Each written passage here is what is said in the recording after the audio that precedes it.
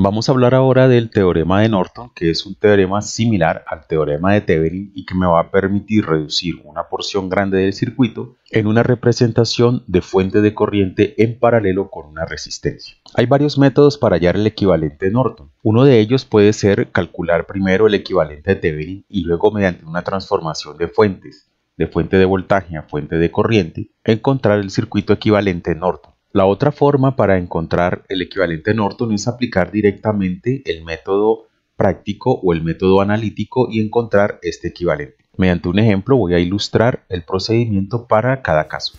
Tomemos este circuito sencillo y vamos a encontrar el equivalente Thevenin entre los puntos A y B.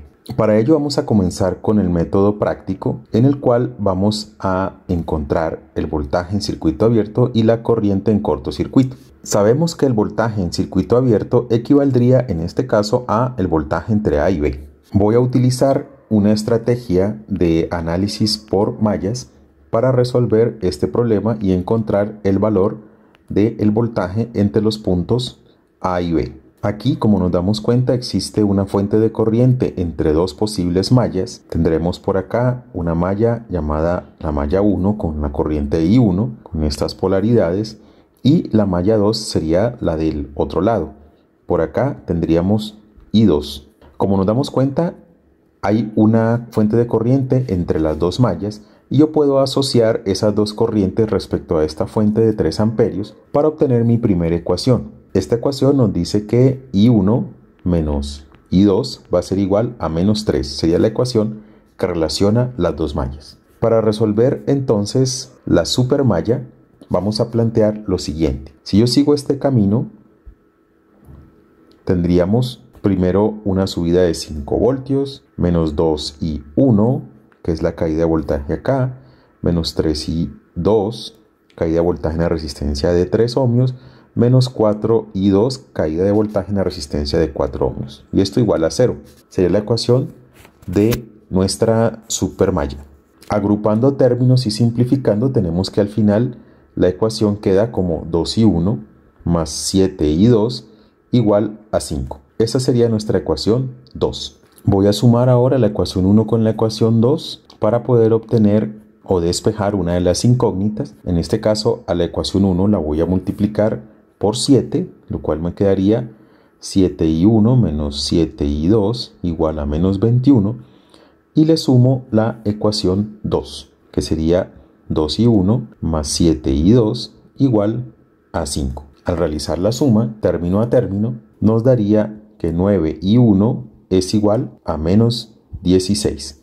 De aquí obtenemos que el valor de I1 es menos 16 novenos, lo cual vamos a llamar ecuación 3. Si reemplazo el valor de la ecuación 3 en la ecuación 1, tendría lo siguiente. Menos 16 novenos menos I2 igual a menos 3. Menos 16 novenos menos I2 igual a menos 3. Voy a multiplicar a ambos lados por menos 1 y me quedaría la ecuación de esta manera. De aquí, despejando el valor de I2, puedo encontrar que I2 es igual a 11 novenos. Esta sería la corriente que circula a través de la resistencia de 4 ohmios.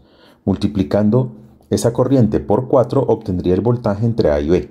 Por lo tanto, el voltaje entre A y B, que es el mismo voltaje en circuito abierto, va a ser igual a 11 novenos por 4, lo que nos da 44 novenos, que son 4.88 voltios.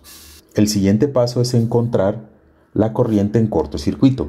Si aplico un cortocircuito entre los terminales A y B, voy a anular el efecto eléctrico de la resistencia de 4 ohmios. Sé que la podemos quitar de allí y al final nuestro circuito nos queda de esta forma. Aquí nuevamente puedo plantear el esquema de mallas para resolver esto, decir que aquí va la corriente I1 y que por acá va la corriente I2. La relación entre la corriente 1 y la corriente I2 respecto a la fuente de corriente, observando esto como una supermalla, nos daría que I1 menos I2 es igual a menos 3. Esta va a ser la ecuación 1 para el caso de encontrar el valor de ISC.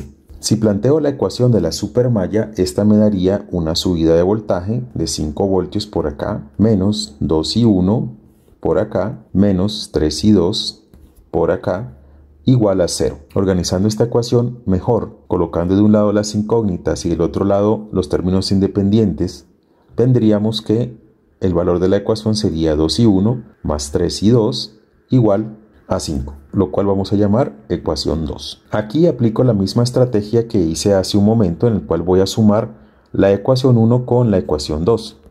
Me conviene multiplicar la ecuación 1 por 3, por lo tanto me daría 3 y 1 menos 3 y 2 igual a menos 9, y le sumo la ecuación 2. Al hacer la suma, obtengo que 5 y 1 es igual a menos 4. Por lo tanto, I1 es igual a menos 4 quintos. Si reemplazo este valor de I1 que acabo de obtener en la ecuación 1, tendría menos 4 quintos menos I2 igual a menos 3. Menos 4 quintos menos I2 igual a menos 3. Si multiplico ambos lados por menos 1, tendría todo en cantidades positivas. De aquí vamos a decir que I2 es igual a 11 quintos. Este I2 igual a 11 quintos, I2 va a ser igual a la corriente en cortocircuito para este caso, y al final tengo que la corriente ISC es igual a 11 quintos y que el voltaje en circuito abierto que ya hemos encontrado es igual a 4.88 voltios o 44 novenos. La resistencia Norton, al igual que lo hicimos para encontrar la resistencia Thevenin, va a ser igual al voltaje en circuito abierto sobre la corriente en cortocircuito. Esta resistencia Norton entonces nos daría 44 novenos sobre 11 quintos, esto nos da 20 novenos, que es 2,22 ohmios. ¿Cuánto valdría la corriente de Norton? La corriente Norton ya la encontramos que es igual a ISC. Esta corriente Norton va a ser igual a 11 quintos, que nos da 2,2 amperios.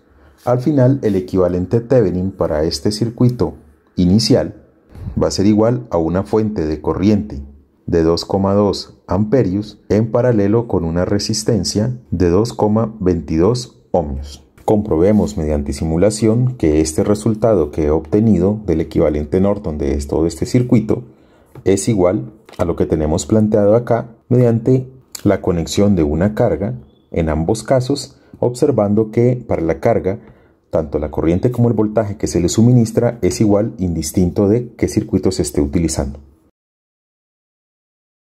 Por acá tengo ya los dos circuitos montados. La parte superior corresponde al circuito original, la parte inferior corresponde al equivalente Norton y la resistencia de carga que he escogido es de 2 ohmios.